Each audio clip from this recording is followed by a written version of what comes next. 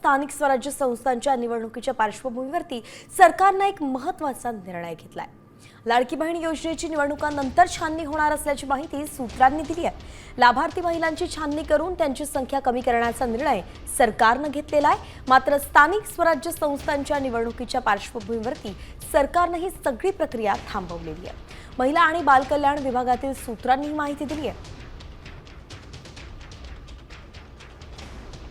आपण पाहतोय लाडकी बहीण योजनेची निवडणुकांनंतर छाननी होणार का असा प्रश्न आता उपस्थित केला जातोय।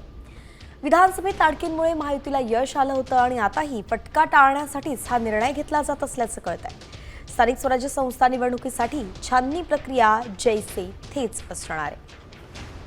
2.5 लाखांपेक्षा जास्त उत्पन्न असणाऱ्या महिलांची सध्या छाननी नाही होणार।